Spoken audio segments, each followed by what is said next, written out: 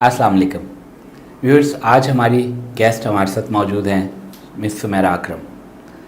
Miss Sumera अकरम हमें बताएंगी अपनी लाइफ की स्टोरी, जिसमें हमारे लिए सीखने को बहुत सारी बातें हैं। ऐसी एग्जाम्पल्स आपको देखने और सुनने में बहुत कम मिलेंगी, जैसी मेहनत और स्ट्रगल की एग्जाम्पल सुमेरा ने सेट की है। उनकी ज़ुबानी सुनते हैं कि उन्होंने अपनी इनिशियल एजुकेशन कैसे हासिल की, अपनी बीमारी के ख़िलाफ़ उन्होंने जो जंग जीती उसके बारे में हमसे शेयर करें अपना एक्सपीरियंस, अपनी आला तालीम उन्होंने कैसे हासिल की और उसके बाद उन्होंने अपना प्रोफेशनल करियर कैसे शुरू किया और अब वो बिज़नेस में क्या अचीव करना चाहती हैं। एक छोटे से गांव से एक बहुत बड़ी सक्सेस स्टोरी आपके साथ शेयर करते हैं मिस सुमेरा अकरम। अस्सलाम वालेकुम, thank you so much Khurram. Viewers, मेरा नाम सुमेरा अकरम है और मैं चिश्तियाँ के एक गांव से बिलोंग करती हूँ। मैंने अपनी इब्तदाई तालीम भी चिश्तियाँ से ही हासिल की और मेरा अभी इंटर में एडमिशन ही हुआ था चिश्तियाँ के एक गर्ल्स कॉलेज में, जब मुझे पता चला कि मुझे एक ऐसी बीमारी लाहक हो गई है कि जो चिश्तियाँ, रहीम यार ख़ान और भावलपुर के डॉक्टर्स का कहना था कि ये इस बीमारी को हमने किताबों में पढ़ा था लेकिन हमने अभी तक ऐसा मरीज़ नहीं देखा था। और वो बीमारी क्या थी कि दिमाग के वो हार्मोन्स डेड हो गए थे जिनकी वजह से हमारी बॉडी पे कंट्रोल होता है। कंट्रोल मीन्स कि जिसकी वजह से मेरे किडनी अफेक्ट हो गए थे, मेरे लंग्स अफेक्ट हो गए थे और मेरी नींद बिल्कुल ख़त्म हो चुकी थी, जो कि मैं कभी 10 मिनट से ज़्यादा 4 साल में सो ही नहीं सकी थी, जितना मेरी बीमारी का दौरानिया था। मेरे पेरेंट्स ने ये डिसीजन लिया कि मुझे आगा खां हॉस्पिटल ले जाया जाए कराची। 2010 में गांव से जाना इतने बड़े शहर में और ये डिसीजन लेना कि वहाँ रह के मेरा इलाज करवाया जाए बहुत बड़ी बात थी उस टाइम की।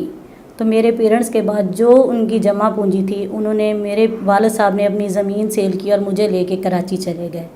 कराची के इतने बड़े हॉस्पिटल आगा खां, लियाकत नेशनल और इंडस के डॉक्टर्स ने भी ये बोल दिया कि आपकी बेटी की जो बीमारी है ये ला इलाज है, इसको सारी ज़िंदगी ऐसे ही चलना है।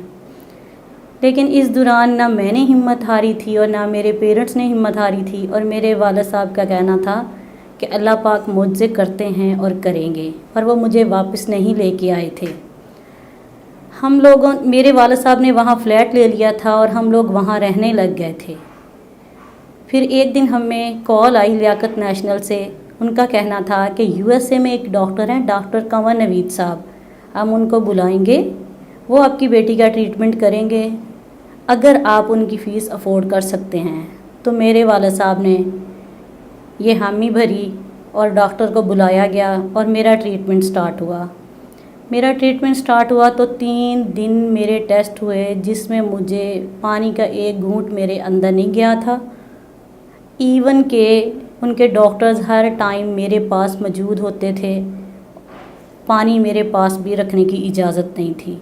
और हर 30 मिनट बाद मेरा ब्लड लिया जाता और हर 30 मिनट बाद यूरिन और ब्लड का टेस्ट होता, जो कि मेरे लिए बहुत क्रिटिकल था और एंड पे मुझे ऑक्सीजन लग जाती थी।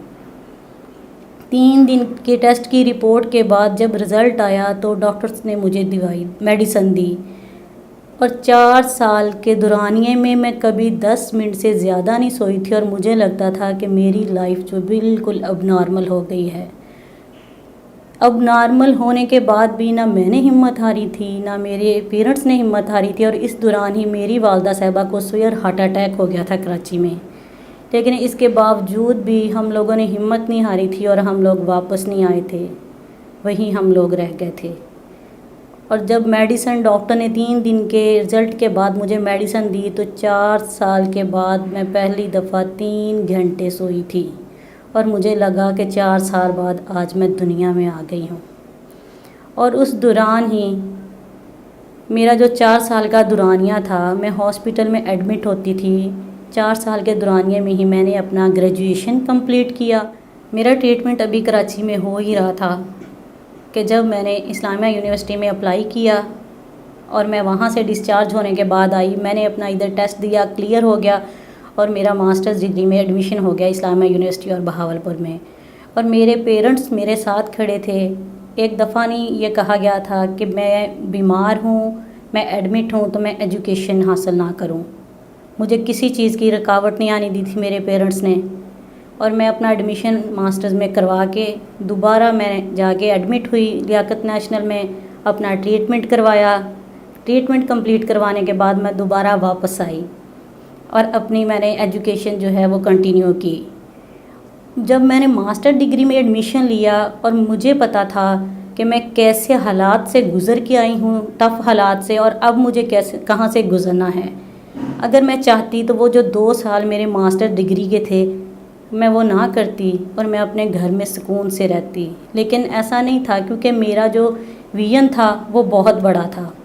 مجھے اپنے گاؤں میں ہی نہیں رہنا تھا، مجھے بہت سارے لوگوں کے لیے مثال بننا تھا، مجھے بہت ساری لڑکیوں کو بتانا تھا. تو میں نے اپنی جو ایجوکیشن ہے وہ ٹیوشنز کی اور ماسٹر کی ڈگری کمپلیٹ کی. اور مجھے وہ آج بھی یاد آتا ہے کہ میں نے اپنے جو 2 سال ماسٹر کے تھے وہ میں نے فرش پہ گدا جو ہوتا ہے، میں اب کیا کہوں کہ میں نے اپنا بستر لگا کے وہ 2 سال فرش پہ گزارے تھے. وہ فل سردی بھی ہوتی تھی اور فل گرمی بھی. اور اگر آج میں نے وہ 2 سال نہ گزارے ہوتے اس حالات میں تو آج میں اس مقام پہ نہ ہوتی. 2014 دسمبر میں میری ماسٹرز ڈگری جیسے ہی کمپلیٹ ہوئی، 2015 میں یونیورسٹی آف لاہور میں میرا ٹیسٹ ایم فل میں کلیئر ہوا اور مجھے ایڈمیشن مل گیا.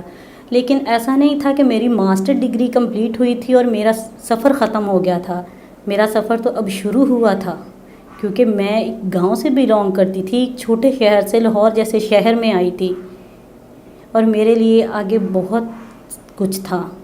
میں نے ایم فل جیسے ہی اپنی ویکنڈ کلاسیں سٹارٹ کی اور میں نے فیصلہ لیا کہ میں ایم فل کی کلاسیں جو ہے وہ ویکنڈ میں لوں گی، اور ساتھ ہی مجھے ایک بہت اچھے پروجیکٹ میں جاب مل گئی جو کہ میں نے کنٹینیو کیا. اور مجھے اپنی محنت پہ آج بھی فخر ہے کہ میں دن ٹائم اپنی جاب کرتی تھی اور رات کو مجھے آج بھی یاد ہے کہ میں 30 روپے پر سوٹ پہ کپڑے پریس کر کے دیتی تھی گرلز کے، اور میں اپنی ویکنڈ پہ کلاسیں بھی لیتی تھی.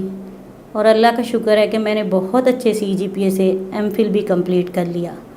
جب میں نے ایم فل کمپلیٹ کیا اس کے بعد مجھے موقع ملا بہت اچھی پاکستان کی آرگنائزیشن کے ساتھ کام کرنے کا، اور میں نے بہت اچھی ڈیفرنٹ آرگنائزیشن کے ساتھ ڈیفرنٹ پروجیکٹس کیے جن میں مجھے بہت اچھی سیلری پہ بھی کام ملا جو 1 لاکھ سے بھی زیادہ تھی.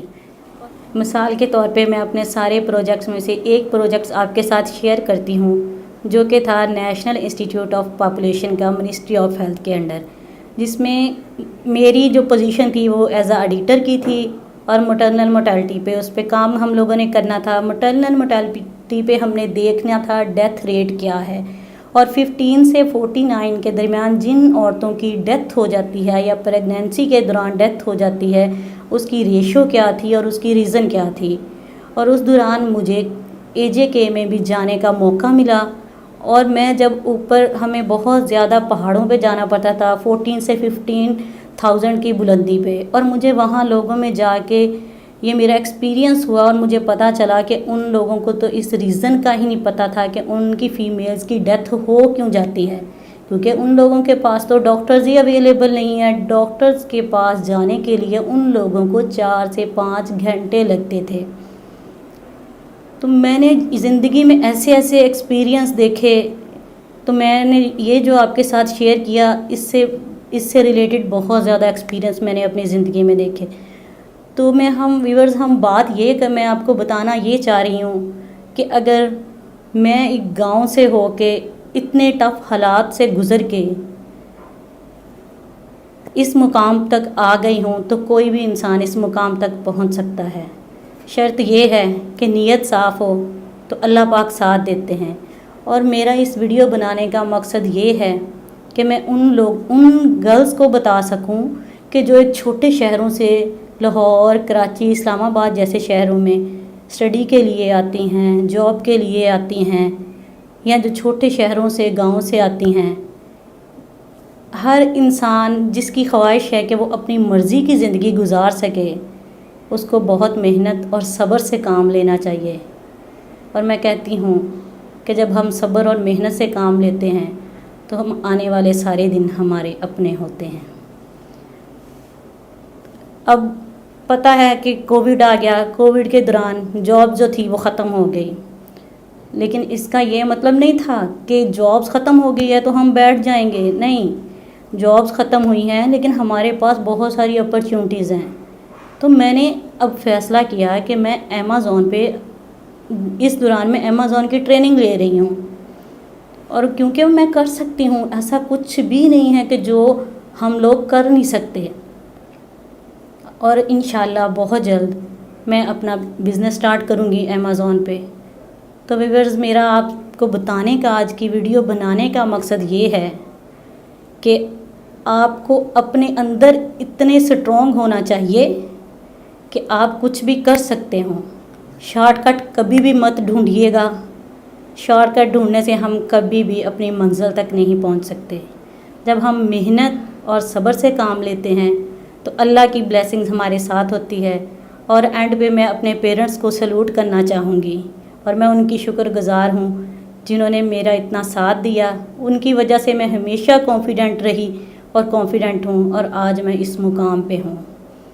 اور مجھے فخر ہے کہ میرے پیرنٹس آج خوشی سے میرے بارے میں بتاتے ہیں کہ میں ان کی بیٹی. اپنے پیرنٹس کا شکریہ ادا کیا ہے. وہیں میں میری 2 سسٹرز ہیں، کیونکہ ہم جسٹ اونلی 3 سسٹرز ہیں، بردر نہیں ہے، تو میں اپنی 2 بہنوں کا بھی شکریہ ادا کرتی ہوں جو کہ ہمیشہ میرے ساتھ کھڑی تھی، کیسے بھی حالات رہے.